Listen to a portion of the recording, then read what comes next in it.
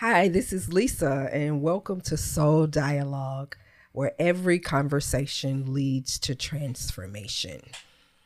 One of the things that I have been intrigued with is, as Black people, right?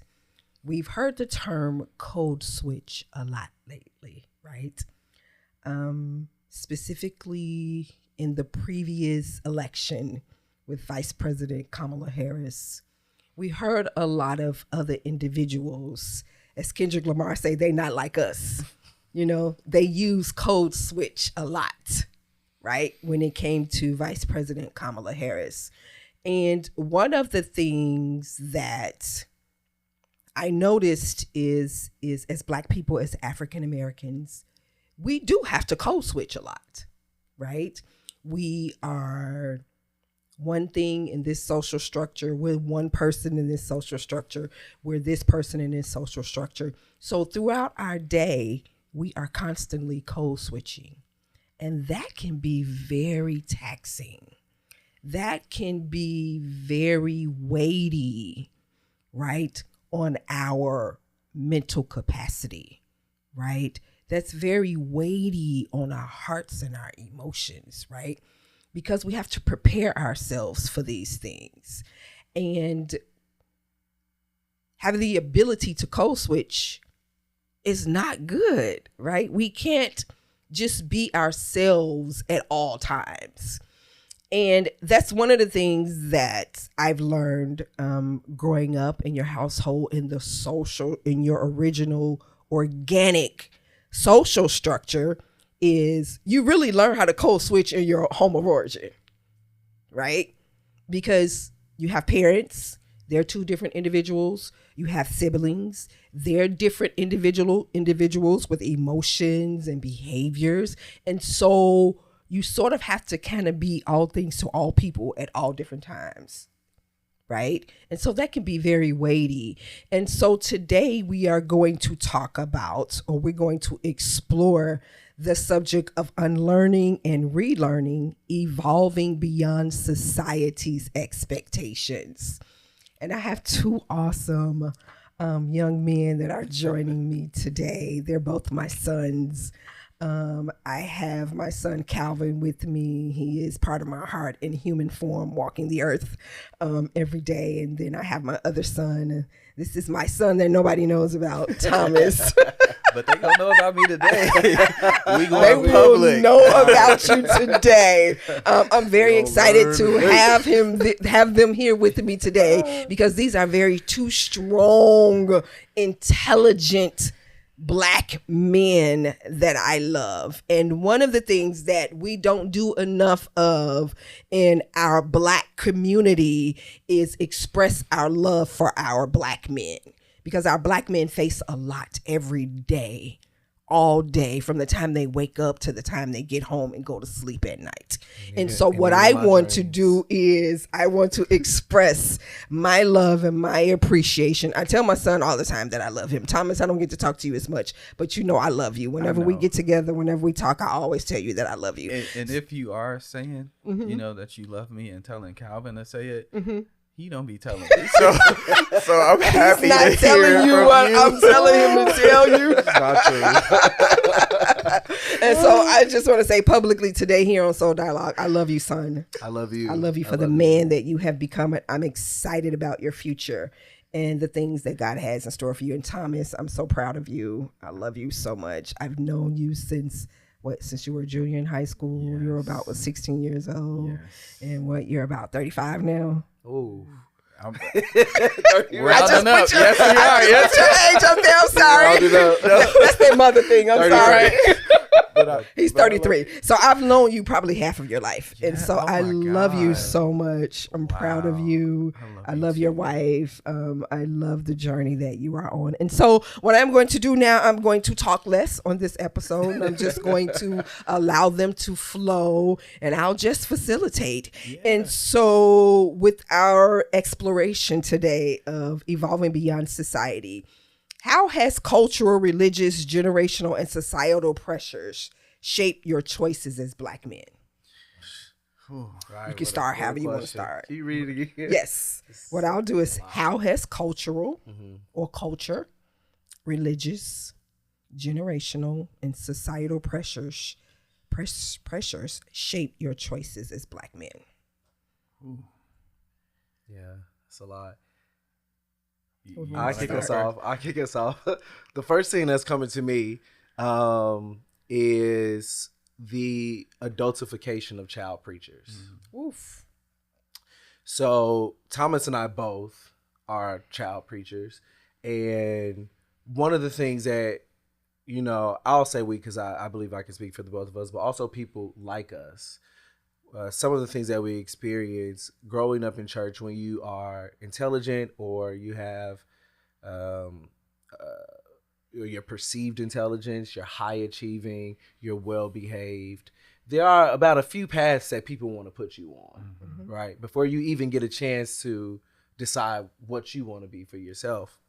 And for me, one of those paths was preaching. I preached my first sermon on Easter Sunday when I was like 12, 13 years old. They gave you Super Bowl Sunday. They gave me Super Bowl Sunday. As a teenager. I mean, it's like basically a preteen. So Easter is the Super Bowl of church. It is. So they giving me that. You know, of course, I know. I know I'm giving that. So, but what I would say is, I preached my first sermon on Easter Sunday when I was like 12, 13 years old, something like that. And just like that is a core memory of mine. And as I think about, I guess the aspect of your question that I'm answering is religious, like religious expectations. There's a very narrow view of how you're supposed to behave and who you're supposed to be. And the pressure of socialization, right? Growing up in the Black church, especially any Black church, but especially prominent Black churches that have high visibility. If you're depending on your proximity to power, right, there's even more like of a strict system that you're supposed to fit in. And so for me, it was very clear on who I could be, what I could not be, what I'm supposed to say, what I'm not supposed to say. But the part about it is, I think people really only cared that you showed up a certain way in public. It's like the don't ask, don't tell. Right? So as long as you ain't out, whatever that may look like, whether it's your sexuality, whether it's your gender identity, or whether it's you just deciding that I don't want to be a preacher, right? As long as you don't sort of publicly go against what their expectations are, you're good. But the moment you decide to step outside of that and explore your own identity, your own purpose, the things that drive you, the things that make your soul come alive, and if they don't match what they told you about yourself, then you're good. But yeah, I'm curious what you think. Well, first, learning that you preached your first sermon on Easter explains a lot about you. It does. It's kind of giving like main character energy. Right. They couldn't tell you nothing then. And look at you now. But joking with you, but I completely agree. And sticking with that religious theme here, being a PK, right? Not only having a gift of public speaking, and it initially being perceived as, okay, you can talk well, so you're gonna preach good. My grandfather was the pastor of the church, and so a lot of who he was who I was supposed to be, because he was, dare I say it, the blueprint for a lot of the men in the church. And dare I say it, he was kind of like the gold star. You know how we prop up preachers and stuff like that. And so a lot of it was me aspiring to be my grandfather, be the version of my grandfather that everybody else thought he was. And so there's kind of this mythological like character of like perfection. Like and dare I say it, to some people, he was on par with Jesus. Yeah. So it was less of a like, hey, walk upright, do this, do that. It was more of like, do you see your granddaddy doing this? So you shouldn't be doing it either. And so what that created in me in terms of like my choices was a lot of like people pleasing, which was like baked into my upbringing without me knowing it. And so as a 33-year-old man, and I'm having conversations with my therapist around my choices, one of the things that I am trying to heal myself from and get delivered from is from people pleasing. And so as we talk about like our choices and how like the religious systems that we were raised in, how it has influenced it, I would definitely say being a people pleaser was just something that was like woven into the fabric of my life as a preacher's kid, as a child prodigy, if you will. And so I'll go there. But then I also, as I heard your question, from a generational standpoint, how is it influencing my choices? Well, one, I used to think that I was the savior of my family. And so every choice that I made was to lift and lead. Right. So after my grandfather passed and, family discord and all of that stuff, at 13 years old, I'm working. I'm trying to be a provider. I'm trying to. So it's not just the adultification of the childhood preacher, but it's also the adultification of the black boy. Black boy. Yes. Where you are functioning from a place of, I don't want mom to struggle. Right. I don't want to struggle, Right. but I definitely don't want mama to. Right. And so I remember, starting my first job at a very young age. And I was having a conversation recently with my wife where I said, like, I've been working for 2 decades. Even in high school, Calvin can attest to this. I was working. Literally an employee Of the school as a student. While showing up to do. This man had keys, y'all, to the building. And so, and the reason you ask why, looking back on it now, it's like, man, I just really wanted to be a good provider. But that pressure informed the choice at such a young age where like I was trying to function as the man of the house or be a good man while I was becoming one. And so it kind of, my curriculum on that thing started early, but it definitely influences and did influence my choices as a man. I think that's one of the things that early on we bonded over as friends, like growing up in the Black church, particularly in Church of God in Christ spaces, and being high achieving young people, and also having like expectations of ourselves, you know what I'm saying? Like that's a part of it too, but there's like all of this pressure that's on you that you have to find ways to relieve. But, as a teenager, obviously your brain isn't fully developed yet. So you literally don't have the capacity, you know what I'm saying, to understand half of this, let alone articulate what it is that you're going through or feeling. And so you figure it out the best way that you can. And as Thomas was speaking, I'm glad you like gave us a wider view of like not just the adultification of child preachers, but the adultification of Black children, because that's something that a white supremacist country, that's what they do on purpose, right? To not allow Black kids, Black children to be kids. But instead now we have this long list of responsibilities that we have to take on. And then society sees us that way. That's why a police officer will see a 14-year-old boy and think they're 21 years old, right? And so I think like that is just one thing that I wanted to name, is that like what I don't want to do, and not that we're doing this, but what I don't want people to do is to put that blame on Black people, right? That comes, it don't originate from our communities, Absolutely. right? It does and not. we perpetuate that in many ways, right? It's like something, for instance, like when it's just this trend that's been happening for decades where like mothers will refer to their children as their like refer to their boys as their husband. Like Absolutely. their significant other. Right, Absolutely. their significant other. Yeah. And it's like I understand the thought behind it, but the implications of that, Yes. right? Mhm. Because now you're snatching away an opportunity for a Innocence. human being to Yes. just develop. Yes. Right. Yeah. So I just wanted to name that like we have to be able to call it and name the source of that. And the source of that is white America. Absolutely. Yeah. Absolutely. I love absolutely what both of you all had to say, and what I heard from what both of you all experienced is you missed the opportunity to just be. Yeah. Yeah. Right? As Black people, we do not have safe spaces to just be. Yeah. Yeah. It's funny. Me and my wife are rewatching a show, and the main character's father on the show looks at her and says, "We got to be twice as good. We got to work twice as hard."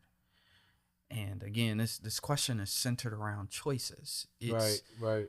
It's the daily choice that some of us are robbed of Yes. to just be, Yes. right? Because you talk about code switching, but another element of this is like we always have to be on. All the time. Like we always have to be on, which is why like Calvin and I cherish the space that we create for each other, Mm-hmm. because we're not on with each other. Right. We're raw. Right.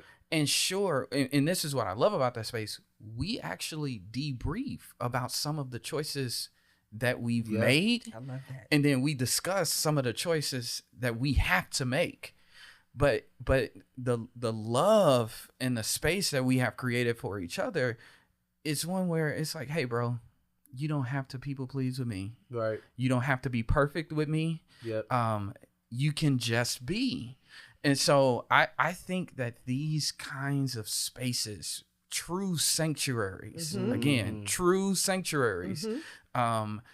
which can be outside of stained glass windows of churches. Absolutely. True sanctuaries amongst brothers is what Black men need. I was sitting here and I was smiling because like you went public with your love for us. Mm-hmm. But me and Calvin say, bro, I love you all the time. Yeah. Like, and there is a shift in our relationship to start doing it because as we have matured as men, we know how unloving this world is. Yes, Yeah. absolutely. And so as Black men, like I feel like it's our duty even Yeah. to say that to each other and to create that kind of space so that our choices can be made in safe environments, you know? Right.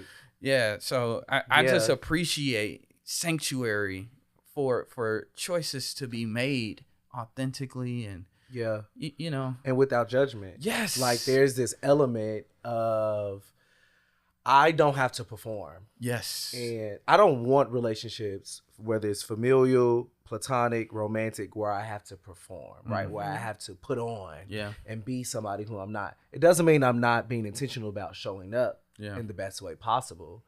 But maybe the best way for me to show up sometimes is just by me saying, I ain't got it today, Thomas. Yeah. Like, It's I'm not about showing to up. right, Yeah, it's one not of the best showing ways up. for you Right. to show up. It's is to not not show up. You know what I'm Mhm. saying? And there are times where we've just sat on the phone in silence, you know what I'm saying, just to hold space for one another. Yep. And I appreciate you like always centering us in the question about choices, because that's a conscious choice that you have to make every day for yourself first. It's like I have this, I'm a big music person, so I have this like morning playlist that I play every morning, and I forget the artist's name, but she says like, today I will show up for myself, right?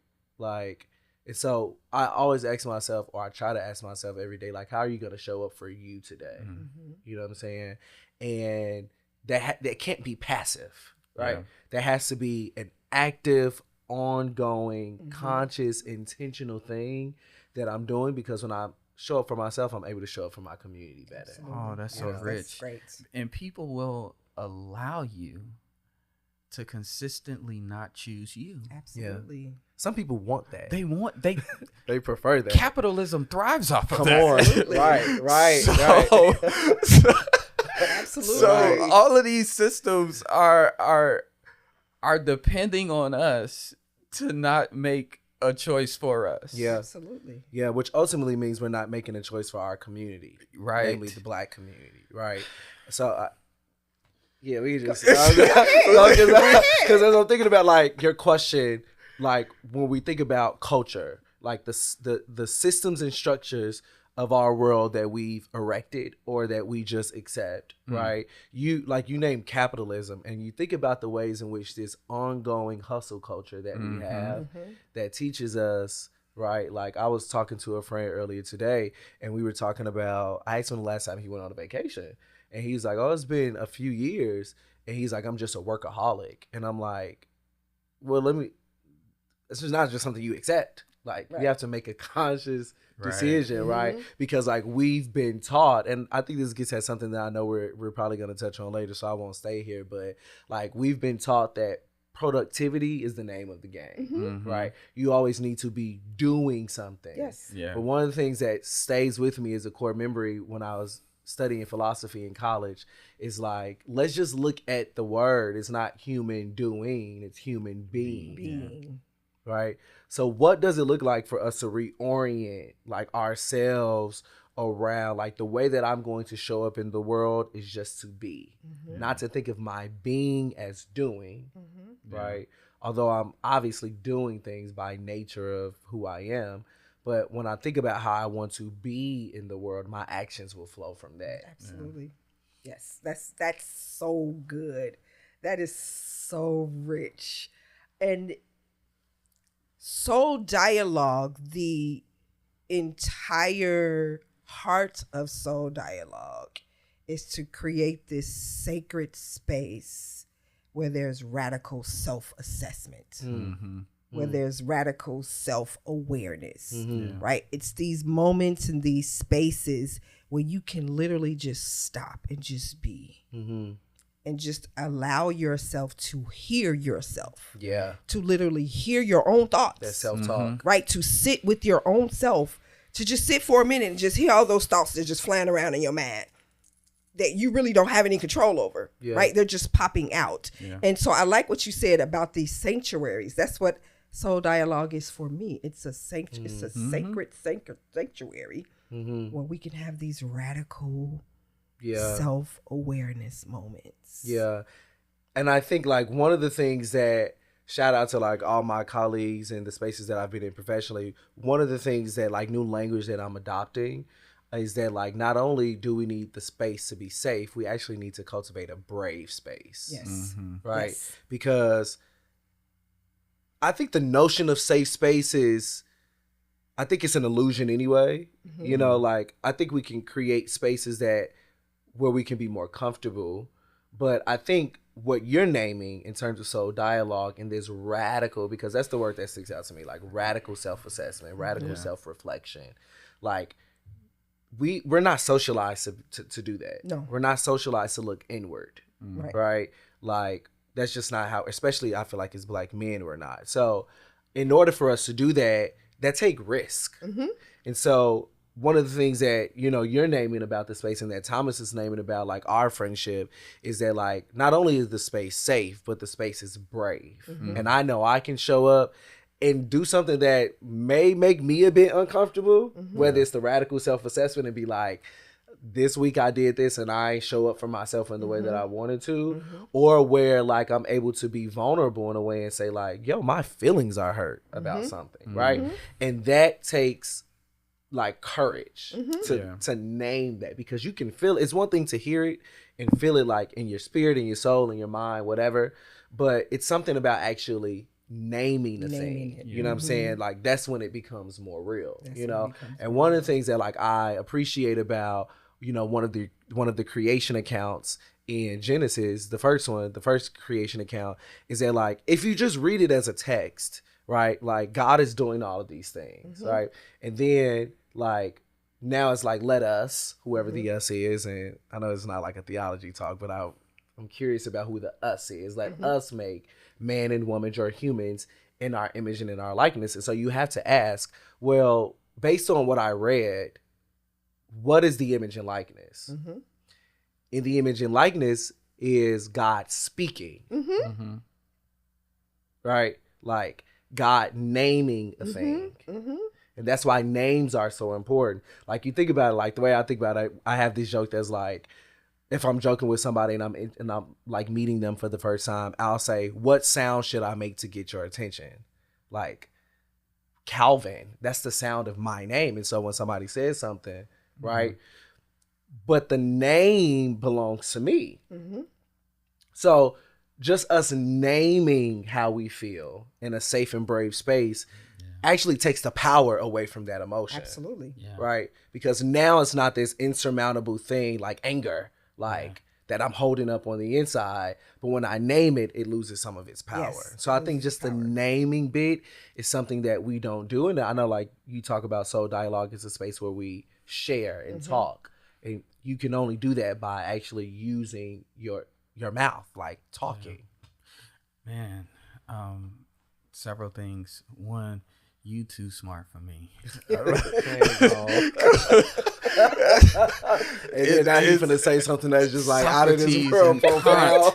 And when we go to Genesis, I'm like, but don't mind us. This is just what we do. I mean, the very start of our friendship was like a very deep dive. Seriously, into like the Bible. It's like theology. And it's like 16, 17 years old. Right. And we on that like, yeah, you right. You right. Woo. But man, I love the notion of radical assessment. And then in this moment, what came up to me is giving yourself permission to like take a moment to reflect on you. Like, I think there's a lot of people who, a lot of men even, you brought up the hustle and bustle culture already, who don't just take a second to just check in. I've been trying to incorporate solitude into my daily spiritual practices, and it has been refreshing for me because I didn't know how uncomfortable silence was until I decided to be silent with God. And like the chatter, like you talked about it, it's the unintentional thinking. It's in that inability to like cut off intrusive thoughts. And so like, and I thank God that, you know, over time I've learned some practical tips to intrude upon my intrusive thoughts, but that was therapy and a lot of deep soul work. And so I'm just hearing you talk about assessing, and a part of me like feels for the people who feel like they can't make that time for themselves, or who are aware that there are some things wrong, and because it's so much, they're like, I'm not gonna deal with it. Like, have you ever been there where it's just like, God, I'm dealing with trauma, intergenerational trauma, I'm dealing with social trauma, I'm dealing with physical trauma, like all of these strands of trauma, and you just create the list, and it's just like, that's so much, I'm not even gonna deal with it. And I feel like some black men do get there, where it's just it's hurt overload, or it's trauma overload, or it's I'm underdeveloped, or I'm deficient in this area, where to do a deeper assessment will only tell me what I already know. I need help. But I don't have the time to find the help because I'm helping. You get what I'm saying? So it's like this kind of space to just stop, like you said, and hear yourself and give yourself permission to assess. I mean, it's so needed. It's definitely needed. It is. It reminds me of the scripture in Romans where Paul is like don't conform to the things of this world, but be ye transformed by the renewing of your mind. Like, if we take all of the other stuff out of it, right? If we focus less on, like, if we think Paul is talking about sin, right? it makes me think like conforming to the things of this world means taking on the habits and thoughts and accepting the systems which we're talking about, right? This like the way we're socialized to not share, to not be open, right? Like don't conform to that. And conformity is very passive, right? It's like it's something that just happens. But be ye transformed, which is an active verb, by the renewing of your mind. And what does that look like? It looks like me radically self-assessing, right? Taking the time to talk to a professional therapist or counselor, right? Who's like trained and qualified to actually hold space and give me tools and stuff to help me like get better mental health, right? Like that is the transformation I think that I'm more interested in understanding Paul through, right? Like be transformed by the renewing of your mind, meaning like now my self-talk, that inner voice, I notice the ways in my own life where my self-talk is much more positive, it's much more affirming, right? As opposed to, oh, you know, I ain't nothing but filthy rags, right? Which, you know, that is one scripture you can use to describe humanity. But maybe the scripture that I'm more interested in thinking about is like I am made in the image of God, right? Like, so just thinking about like, for me, transformation is not only about my behaviors, like what I'm doing, but it's also about like that inner talk and that inner dialogue that I want the Spirit of God to transform. So now that when I hear myself, I sound more like God. But that's the thing, though. We're talking about naming, and my life was changed when I stumbled upon a feelings wheel. Like, we take for granted the language that we are using. There are some feelings that people don't have a name for. They gotta, I mean, there is a name, but just cause you shocked don't mean that you angry. But because you only know angry, you angry all the time. But you're not. That's good. That's you're good. shocked. You're shocked. You're surprised. You're disappointed. You're disappointed. And so like I feel like we as a people, and what we are talking about now is like a language shift. It's a learning of a new vocabulary. And dare I say it, I had to go find those words outside of some of the ecosystems that I was raised in. You get what I'm saying? Like I had to, professionals had to give me that language. Different communities who I wasn't raised around had to give me that language, and that radically transformed my life. And so like what you're saying, Calvin, is like there is a washing of the self-talk that the Bible gives us, but then it's also this therapeutic language that just helps you see you better. It helps you communicate your needs better. Because that's a very real thing. Like if you go ask anybody to name at least 20 feelings, they probably I'm sad, mad, happy, glad. They get sad, mad, glad. Green beans, tomatoes, corn. But seriously though, like I mean, so that's a revolutionary act though.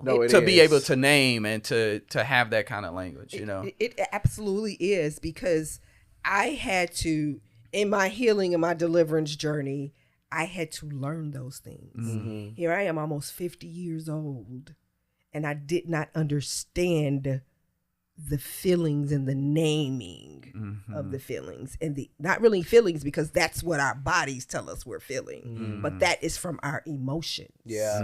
Right? It's those emotions that we don't understand that exist and have a name to them and a reason why you're feeling that. Right? So in my therapy sessions, my therapist told me that I had to reframe.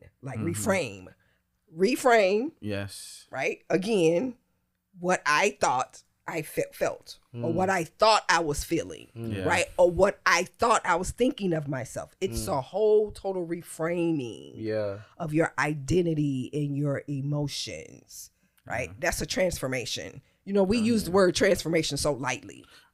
We do. Right? We throw that word around so lightly. Right. But transformation is powerful. Yeah. It's powerful and it's hard. It's hard work. All heart work is hard It's work. hard.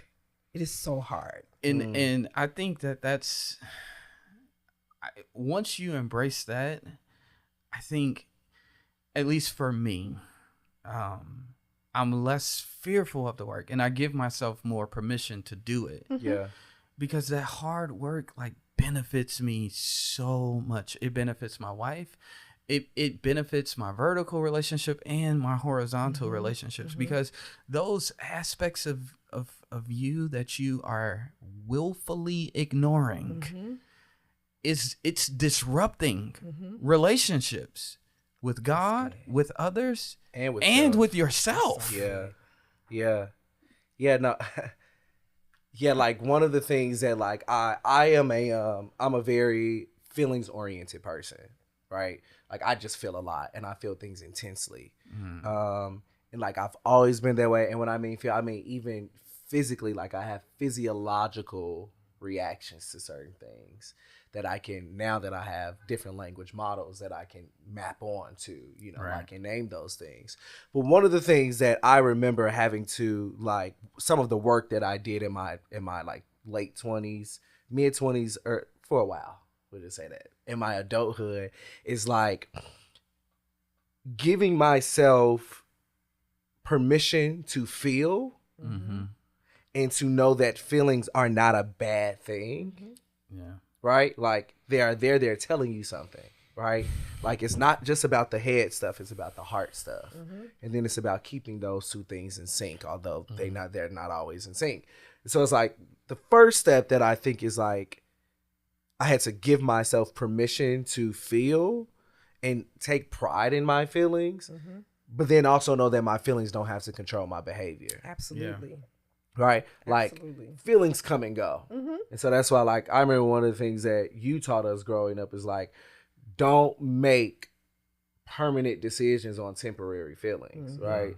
Because you feel this way at 9 p.m. and I'm the type 907. I'm in a different world. I'm a different feeling, right? So just thinking about the ways in which, like, we have to give feelings its due power without giving it too much power. Absolutely. Right? You know what I'm saying? Because you can feel a way about something and it does not necessarily have to shape and form your behavior. Absolutely. Yeah. Right?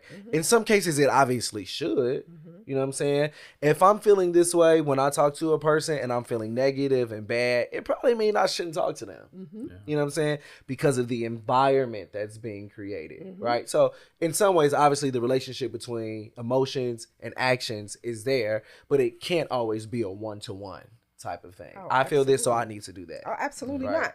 I always say what I've learned is your emotions are an alert. Yeah. Right? It's telling you something's going on. Something. Pay attention. It's like a dashboard on the car. Right. Something's going on. Pay attention.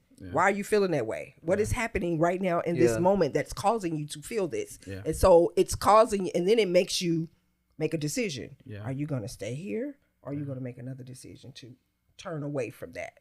Right? And so I think that as we have been conditioned in different social structures, that those emotions become part of our identity, right? And so then how do we, or how did you guys, how did you break free from that identity mentality, Calvin, where you mentioned doing, you're always doing. And so your identity becomes shaped in your always doing and not just being. Yeah. How did you all break free from that? I'm going to be honest with you. In some areas of my life, I'm still breaking free from it. And I think that's honest assessment. Yes. Yeah. Because it's a daily work. So in vocationally, right, like in career, one way, it's a very simple way that I do it. I don't wake up and check my email. Like, to me, this always being on and this constant like response and all of that stuff, that's to ingratiate or have people view me as someone who's prompt, who's always on. But I'm not rolling out of bed no more and going to Outlook and seeing what I missed. Like, to me, that is doing before being. Yes. Right. And so that's on the Facts. corporate side. But then on the ministry side, like, listen, a lot of ministry leaders don't know that they are doing for God more than they are being with God. And so, like, if you are ministering from a place of performance, which a lot of people arrive there without them consciously knowing it, you need to stop, like, seriously, because that's only spewing the scrap news of a grenade that has dropped in your life, where you are just performance oriented, where you're not even doing this because you and God are actually in relationship. You know, I'm showing up on Sunday mornings because I got to, not because I get to, you know, those kinds of things. And so I told you, I mentioned one of the practices that I have to, like, you know, kind of separate the doing and being is just being silent with God. I didn't realize this. Being a ministry leader made me a control freak. Because you're planning the worship liturgy. You telling, you can get them preaching and tell them what song to sing that matches the sermon that you just sang or what you said, and you when you seriously, and when you like step back from that and just start assessing yourself, you're like, dang, like I have my hands on too much. And so, like, that kind of controlling mentality that you can bring to the space can show up even in your time with God. And so, like I said, like, sitting alone with God for 5 minutes and letting him, like, bring up what is coming up within you and just sharing it with him, I think that's another practical way that I have, you know, kind of separated doing and being. But again, it's a daily work, so That's good, Calvin. More work to do there. Yeah. 2 minutes, 30 seconds. I think that's good, you know. Preachers, we can get a little wordy. You got your third close. You got 3. One of the practical ways that I've like done some of that work is by reminding myself, seeing myself not as the work that I do. Yeah. Right. So for me, I was just talking to somebody about this. Like, I'm a preacher. I just did it again. That's not what I meant to do. Save real time. I don't consider myself a preacher. I just preach. Right. And that's important for me because, again, like how I was socialized in the Black church and in the Black community, to see myself as one way and not as doing it. Right. I that is a practice that I partake in. That's not who I am. Right. And so for me, it's small, but it's like actually pretty massive, like removing the act from the identity. Yeah. You know what I mean? So I'll just leave it there and say, like, that's one of the practical ways that I do it, whether it's preaching, whether it's as a consultant, whether it's, you know, whatever it is, you know what I'm saying? Now, there are some things that I am. Yeah. I am a son. Yeah. I am a friend, right? I am a brother, right? That's identity. That's who I am.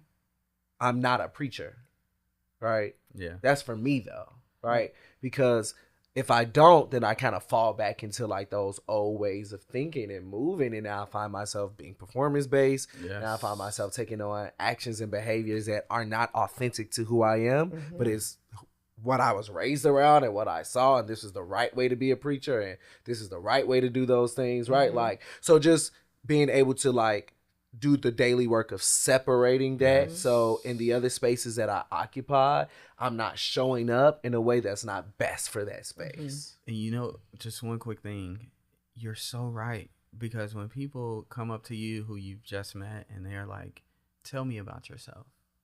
Most of the time, people start with activity and not identity. So, Right.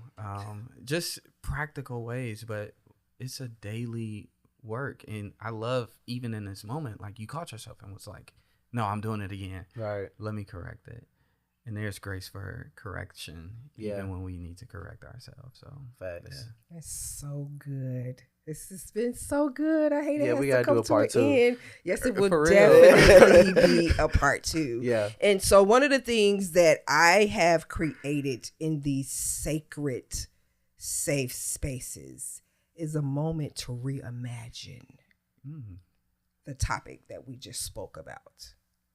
Right? So in those moments for me, this was created years ago for me, in the moments where I see things that I don't like, or in one of my therapy sessions, I'll discover something that I have done on my life that I realize has been dysfunctional. I'll reimagine myself doing something different, doing the very opposite of that. Yeah. Right. And so one of the things that I want, if you don't take anything else away from this episode, is who are you?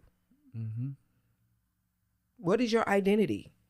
And so I can safely say in this moment that I am Lisa Coleman. I am a woman of God, and I love God, and I love his people. Period. Yeah.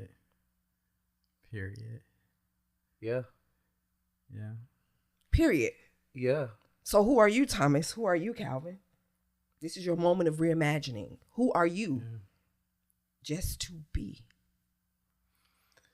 I'm a lot, but in this moment, I'm proud to say that I am an honorary son of Lisa, and I'm a best friend of God. That's good. I like that.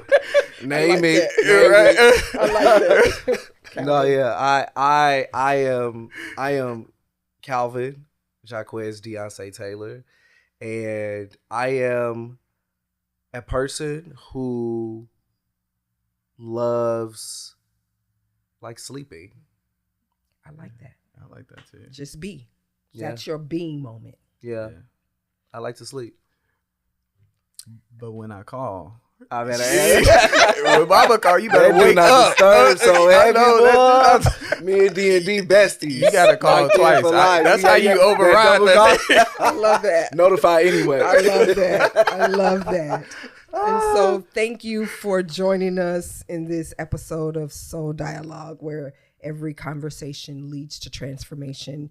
And I hope that something was said. I hope that something was shared that will lead you down your journey to reshaping, reframing your identity and doing something different. And I'll see you next time. Sorry, I want to take a little liberty here, just a little son liberty, to say I'm extremely proud of you. We've always been close. Yeah. And, our transparency with each other has grown over the years. And just to see you do this work, and then to see the work that you've done as a human being to heal and to grow and to, write a book and to just become the best version of yourself is something that's extremely commendable and an amazing example for me as a human. So I just wanted to say publicly that I'm extremely proud of my mother and who she is, not only what she's doing, but who she is as a human being. So keep up the good work. You're changing way more lives than you probably even know. Thank you. I appreciate that. And this has been Soul Dialogue. So I'll see you next time in Soul Dialogue, where every conversation leads to transformation. Bye.